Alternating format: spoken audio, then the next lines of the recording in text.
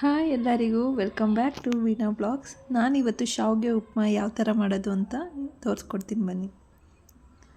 ಮೊದಲಿಗೆ ನಾನು ಇಲ್ಲೊಂದು ಬಾಣಲಿ ಇಟ್ಕೊಂಡಿದ್ದೀನಿ. ಆ ಬಾಣಲಿಗೆ ಸ್ವಲ್ಪ ಆಯಿಲ್ ಹಾಕ್ಕೊಳ್ತಾ ಇದ್ದೀನಿ.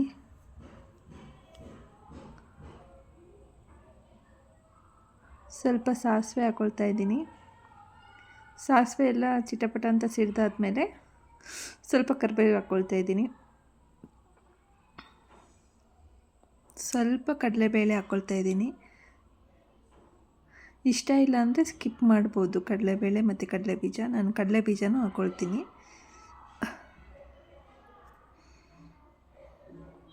ಅದರ ಬದಲು ನೀವು ಹಸಿ ಬಟಾಣಿ ಆ ಥರ ಯಾವ್ದಾದ್ರು ಕಾಳುಗಳು ಯೂಸ್ ಮಾಡ್ಕೋಬೋದು. ಕಡಲೆಕಾಳು ಆ ಥರ ಯಾವ್ದಾದ್ರು ಕಾಳುಗಳು ಯೂಸ್ ಮಾಡ್ಕೋಬೋದು. ನಾನು ಇಲ್ಲಿ ಕಡಲೆ ಬೀಜ ಇತ್ತು ಅಂತ ಕಡಲೆ ಬೀಜ ಹಾಕ್ಕೊಂಡಿದ್ದೀನಿ.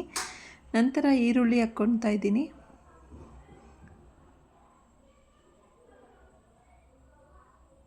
ಈರುಳ್ಳಿ ಚೆನ್ನಾಗಿ ಆಯಿಲಲ್ಲಿ ಫ್ರೈ ಮಾಡ್ಕೋಬೇಕು. ನಂತರ ಟೊಮೊಟೊ, ಅದು ಅಷ್ಟೇ ಸ್ವಲ್ಪ ಉಪ್ಪು ಹಾಕ್ಬಿಟ್ಟು ಮೆತ್ತಗಾಗೋವರೆಗೂ ಬೇಯಿಸ್ಕೋಬೇಕು.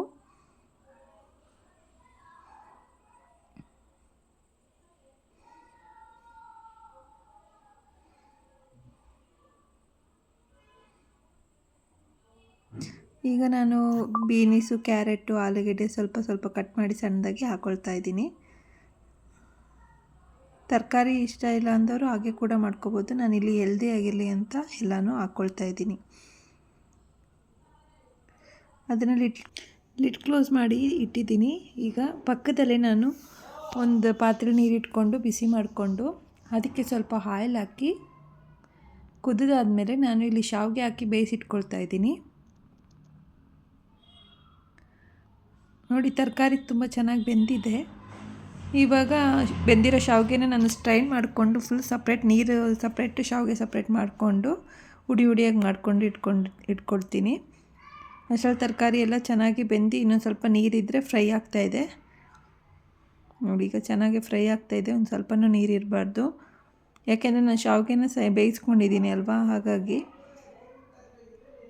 ಇದನ್ನು ತುಂಬ ಮೆತ್ತಗೆ ಆಗಿಬಿಡುತ್ತೆ, ತಿನ್ನೋಕ್ಕೆ ಚೆನ್ನಾಗಿರಲ್ಲ. ಹಾಗಾಗಿ ನೋಡಿ, ಈಗ ನಾನು ಸಪ್ರೇಟಾಗಿ ಸ್ಟ್ರೈನ್ ಮಾಡಿ ಇಟ್ಕೊಂಡಿರೋ ಶಾವಿಗೆನ ಇದಕ್ಕೆ ವೆಜ್ಜಿ ಇದಕ್ಕೆ ಮೆರೆಸ್ಕೊಳ್ತಾ ಇದ್ದೀನಿ.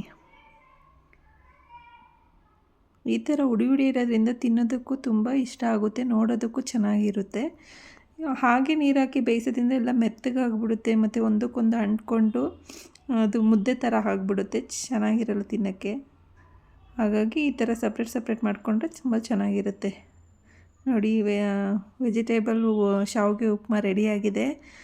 ಈ ವಿಡಿಯೋ ಇಷ್ಟ ಆದಲ್ಲಿ ಪ್ಲೀಸ್ ಲೈಕ್ ಮಾಡಿ, ಶೇರ್ ಮಾಡಿ ಆ್ಯಂಡ್ ಸಬ್ಸ್ಕ್ರೈಬ್ ಮಾಡಿ.